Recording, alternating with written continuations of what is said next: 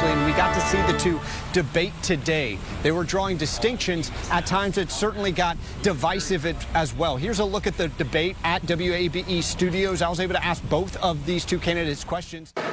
It was a hands-on experience for high school students from Palm Beach, Broward, and Miami-Dade.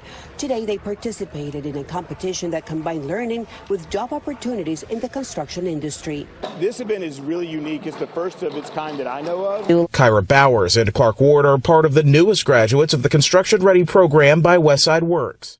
Here with me now to discuss Emory University Law School, Professor Kay Levine. Professor, great to see you.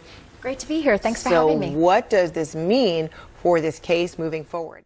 Now on to a Supreme Court case with the power to rewrite how Washington works.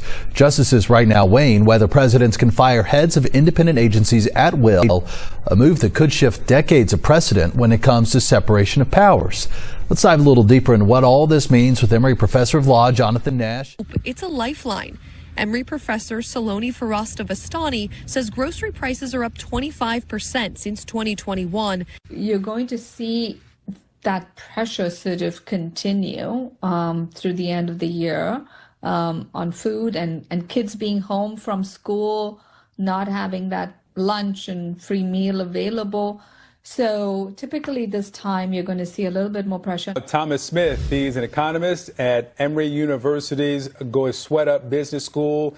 Bowman, professor of marketing at Emory University, explains how holiday returns hit retailers' bottom line. They have to have labor kind of waiting for the stuff to come in. I got to potentially discount the item. For a county, property tax revenue is the single biggest source of revenue. Global Ministries, the humanitarian arm of the United Methodist Church, is known for its work for more than 100 countries. But now its relief arm is stepping up here in the United States, from wildfire recovery in California to rebuilding after Hurricane Helene right here in Georgia. Let's talk more about how the mission is changing and what it means for families right here with Global Ministries General Secretary Roland Fernandez. Welcome to the show. Kids spent this afternoon learning all about the Earth's climate in Atlanta today. Interactive games taught children about some serious topics like the environment, as well as the causes and consequences related to climate change.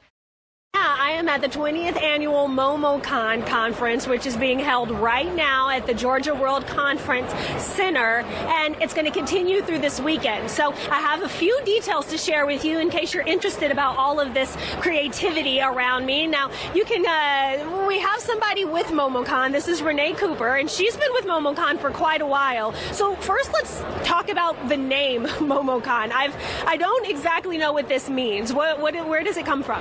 Absolutely. So Momo means peach in Japanese. So hence Georgia peach, Atlanta, MomoCon. Tylenol or acetaminophen is the main drug that we use to reduce fever that we know has been proven safe in mothers and children. The issue with this is that if we do not control a mother's fever very quickly, there's a risk for premature birth as well as neurological harm to the fetus. Next month, the Rome International Film Festival will roll out the stars once again, bringing a slice of Hollywood to Northwest Georgia. Joining us now is the man behind the magic, Festival Director Seth Ingram, to talk about what will make this year's celebration such a standout. 5 historically black colleges and universities have been selected for a new climate action partnership launched by Southface Institute and the Sustain Our Future Foundation. Spelman and Clark Atlanta are among the HBCUs that will receive $150,000 from the Bit for Resilient HBCUs initiative.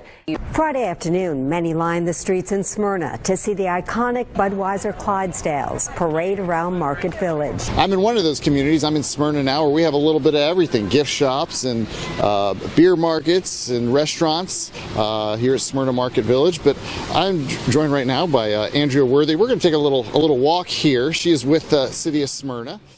And DeKalb County leaders announced Decatur Watch Fest to coincide with soccer games at Mercedes-Benz Stadium next year. Fans will be able to watch the matches at pubs, restaurants, and in public spaces. Thank you. Atlanta's own Big Boy set to headline next year's Decatur Watch Fest for the World Cup. That's right. The free concert on June 11th in Decatur Square will kick off the month-long event celebrating soccer's biggest event with music, games, food, and of course, plenty of football.